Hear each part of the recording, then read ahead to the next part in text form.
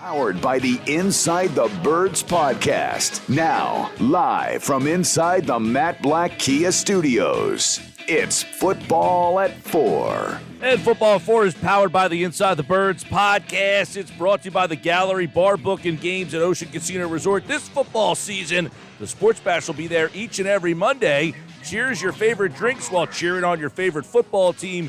Go to the Gallery and Ocean Casino Resort for the win. For more information, visit theoceanac.com. Must be 21 or older to play. Gambling problem? Call 1-800-GAMBLER. Adam Caplan is here, and we have reached the first preseason game of the season, Adam, and that means football is officially back right here on 97.3 ESPN. Although Inside the Birds doesn't take any time off, and neither does Football at 4, and we've got the preview for the game tonight. What's going on, Adam? Yeah, Mike, good to talk to you. Yeah, look, we've got it. It's so weird to talk about an Eagles-Jets game that it's not the fourth preseason game at the Jets. It's actually the first one of only 3, not 4, and it's the only home preseason game for the Eagles tonight. I'm very curious, Mike, how many fans will show up. We were kind of debating that on yesterday morning's show because the weather is going to be incredibly great this weekend. In fact, it was the humidity back here in Philly was much better, and the weekend is going to be incredible. Best weekend of the summer by far. High 70s, low 80s. We've been waiting for this kind of weather, as you know. It's been terrible. I just got back from Tampa and Jacksonville, where it was super hot, but surprisingly not very humid.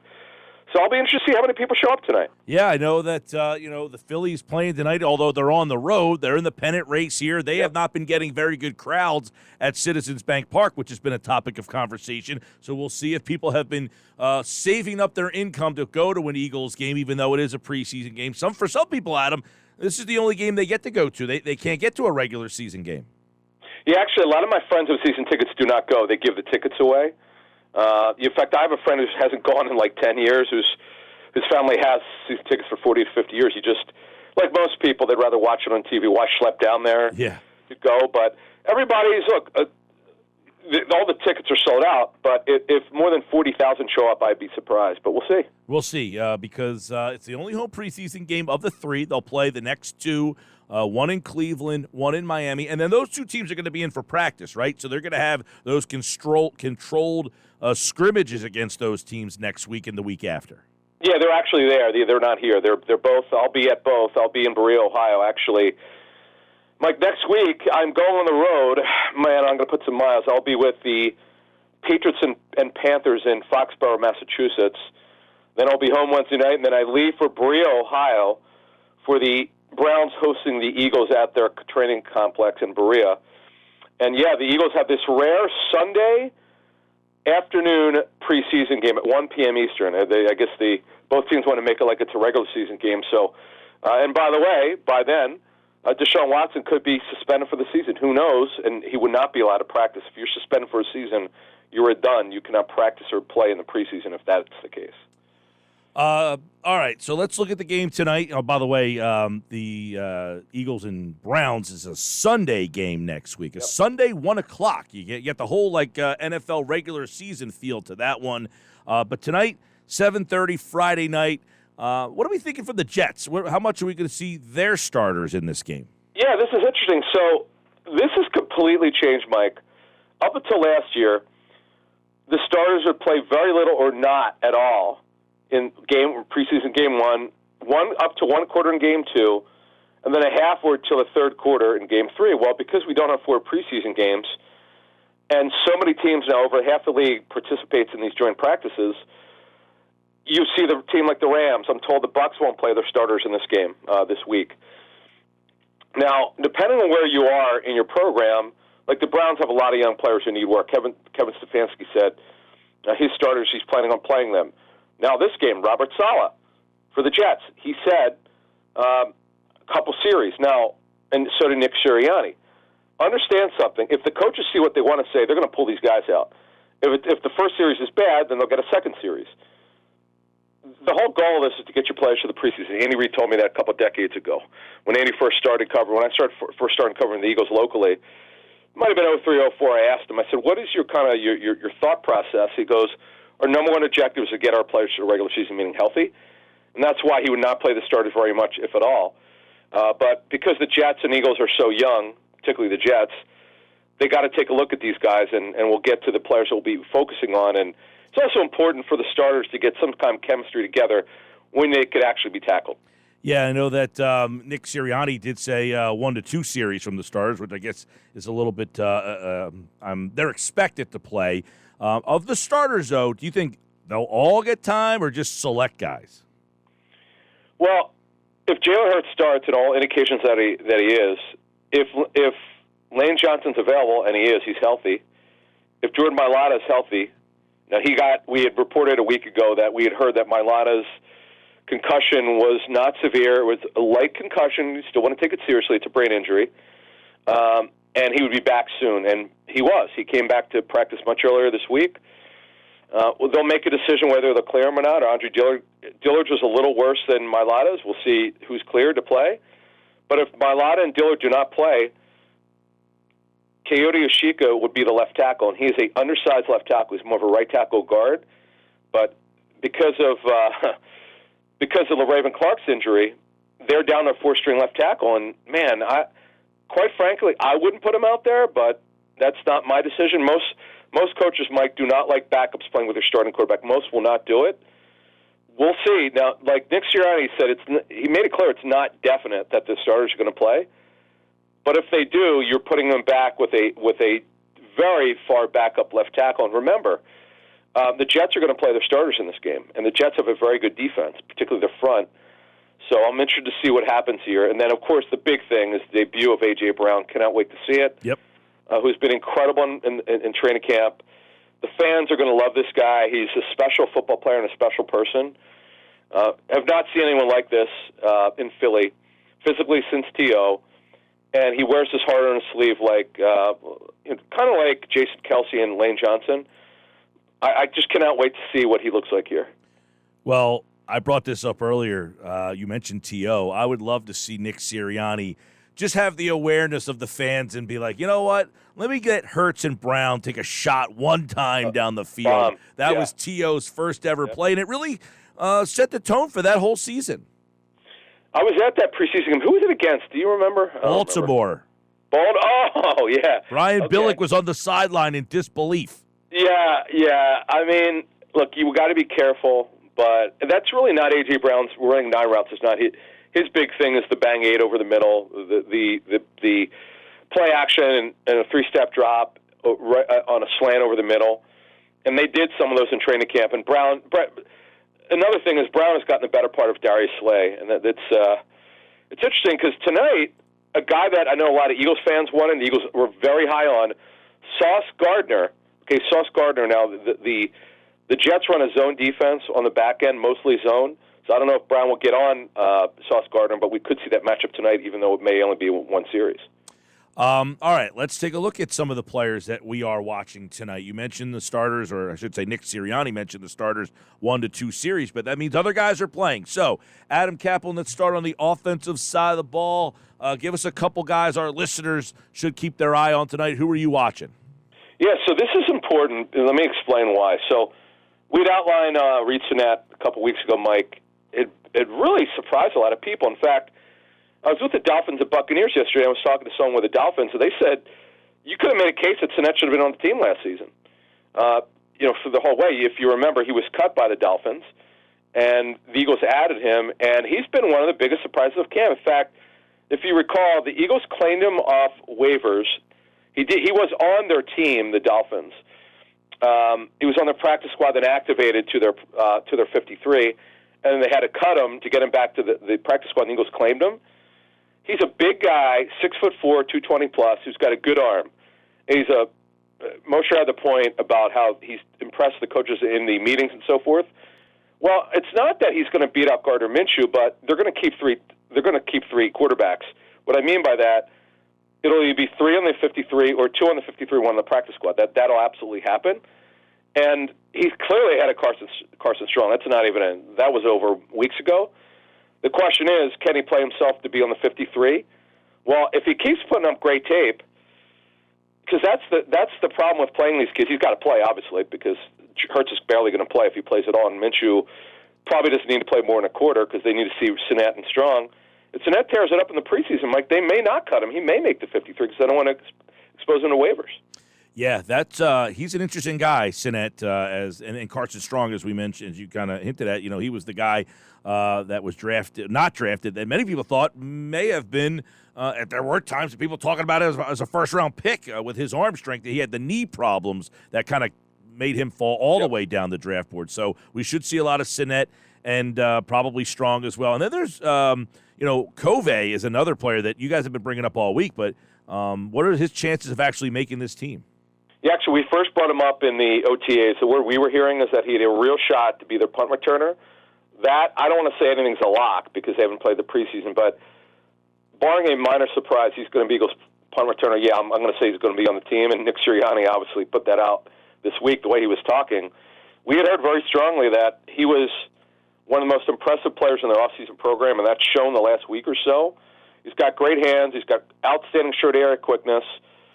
So unless he really struggles, he's going to be on this team.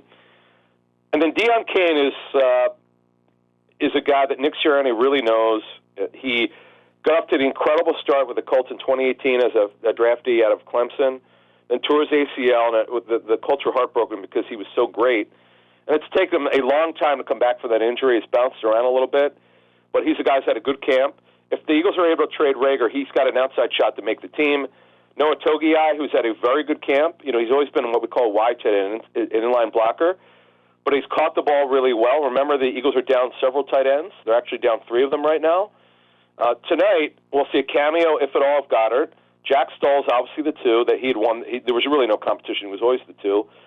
J.J. Arcega-Whiteside, Richard Rodgers, and Noah Togiai. So Togiai's going to get a chance here. He's going to play a lot tonight, Mike, and he's a guy they want to take a look at. Oshika, if he plays left tackle tonight, which he almost certainly will, he's going to get some tape out there out of University of Buffalo, now his second season with the Eagles. And then the big one, at center, he'll get the start, Cam Jurgens for Jason Kelsey. So let's see how he does. Live contact, this is huge for him, Mike. This is big because he's been a little bit ahead of schedule, we're told. Now let's see it with live contact. Yeah, I know that Covey is a guy, a lot of people, you mentioned Kane, Togiai, the tight end, and we'll see Jurgens, I would imagine, maybe for an extended period of time with Kelsey out.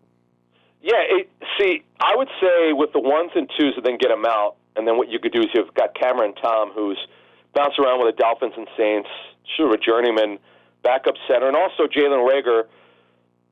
If they're going to line up trading him, this would be a great showcase game, Mike. They should probably look to do that. I tell a great story about the Jordan Matthews trade. Folks, listen to that story that I have. It'll explain in showcasing what you do to play when you're making him available. It'll be interesting to see what the Eagles do with Jalen Rager because they continue to insist they want to keep him. We continue to tell you, folks, there's no room for him with Brown, Smith, Watkins, Jack Pascal, who should play tonight, and Britton Covey. You don't need to keep 6 receivers. They won't cut him. We reported this back in May. We'll see what happens with Jalen Rager. All right, there's some offensive guys to watch. And by the way, who's going to play running back tonight? Is Huntley, is Gainwell playing at all? No, he's hurt. I'd be shocked if he played. He has a hip injury. He didn't work on Wednesday. I can't imagine he'd play. Now, we got tricked last year. There were a couple of players who didn't practice leading up to the first game they wound up playing, so you never know. But being how important he is to he's going to have a breakout season for them. We know Scott's out. We know that for sure. With a concussion, he's in practice since he got hit in the head, unfortunately by a friendly fire by Marcus Epps. Gainwell would be a surprise to me if he plays with a hip injury. So if he does not play, it's Huntley, Miles Sanders for a cameo.